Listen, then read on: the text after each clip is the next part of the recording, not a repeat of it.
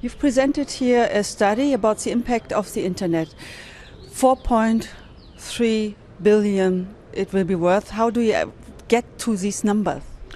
We calculated the size of the internet economy by looking at three things. First of all, the amount of money that consumers are spending on the internet. That can be things through e-commerce, through retail, but also products that people are buying to get access to the internet, such as mobile phones and PCs.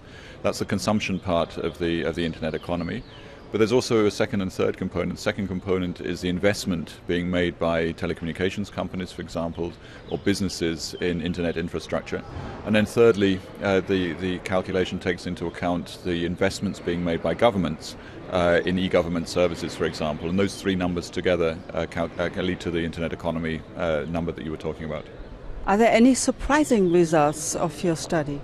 I think one surprising thing is that the size of the internet economy in some of the most advanced markets in the world is already very substantial, 8 or 10% of GDP.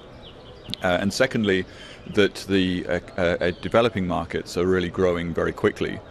We see that the developing markets will be growing at about 18% per year over the next 5 or 6 years, compared to about 8% for the developed markets. But even 8% in these days of austerity is a very strong number, and we like to say that the click economy is growing faster than the brick economy. Now, developing markets, are they developing in the same pace, or is there a difference, say, between Asia and Latin America, for example?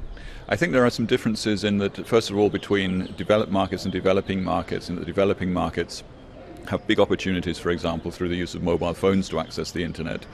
And then differences between Asia and Latin America, for example, I would say that in Latin America, the size of the internet economy is still very underdeveloped, at a level of about 2 or 3% of GDP, whereas in Asia we're already talking in many cases about a number which is twice as big as that.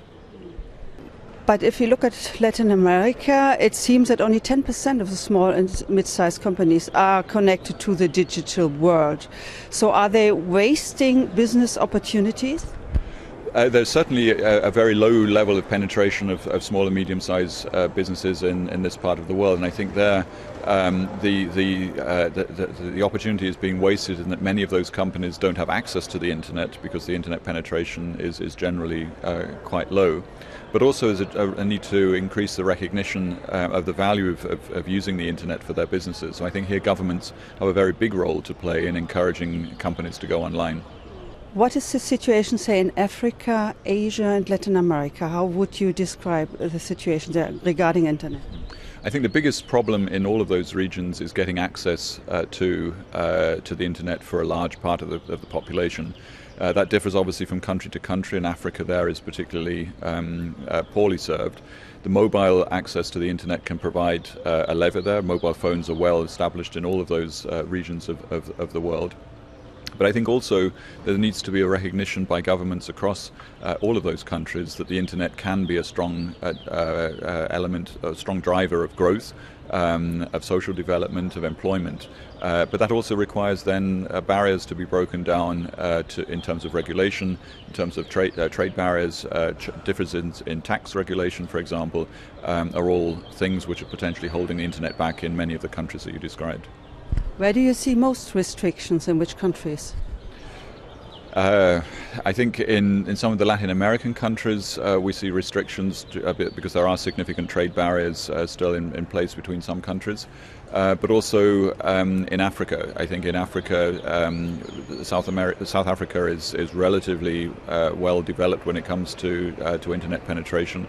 But once one moves to the rest of sub-Saharan Africa, I think the acknowledgement that the internet can play a big role in their country's development is not yet there. The use of internet doesn't necessarily mean anymore you need a computer. Is this correct?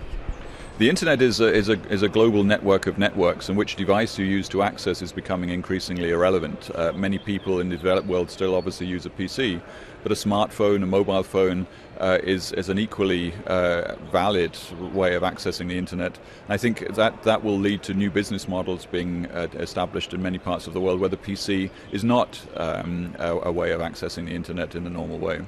So the mobile platform is the best platform for emerging countries? Undoubtedly, I think the mobile platform, with its very high penetration rates in places like India, in many parts of South America and also Africa, is the platform of choice for the internet going forward. And I think we'll see some very new business models, mobile payments, for example, mobile commerce, emerging solely on the back of this platform. What about education? What opportunity does the internet give regarding education for these emerging countries? I think education is something that we see as a big issue in all of the countries that we surveyed. First of all, small and medium-sized companies are always complaining about the lack of talent, so they need to develop their own offerings. But also education is clearly a priority for many of the countries across the developing world. And what we see there is also some new business models emerging thanks to the internet. There are things like Khan Academy, which are more PC-based, but also we see in places like India educational offerings being made available on your mobile phone. So you can test your English language skills, for example, using apps on a mobile phone platform. I think these are all great examples of how the internet can help the education of the young people. Does the internet then bring also equality opportunities or help to close the welfare gap? That's a very good question. I think the data there is a little hard to interpret. I think in some countries it's undoubtedly creating a level playing field, but in other countries, particularly in the developing world, we see that many parts of the population are being held back because they don't have access to cheap, affordable internet access. And that will increasingly be a problem as the internet becomes even more important in daily life, because many people will not have access to the services and facilities that they need to live a normal life. Are there any countries which you see as some kind of role model regarding this topic? One example that immediately comes to mind is South Korea. South Korea already 10 years ago, over 10 years ago in the late 1990s, made a very big investment in pushing the internet economy. There were big initiatives to get women online. There were big initiatives to make education more online. There's an initiative which is starting now in South Korea to digitize textbooks for schools, so that physical textbooks will no longer be required.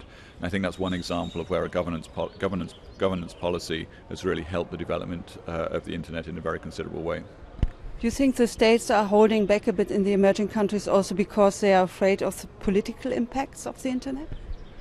That could well be the case. Certainly we've seen over the past 12, 18 months or so that the use of social media has had a very big impact in the political sphere, and we certainly see that continuing.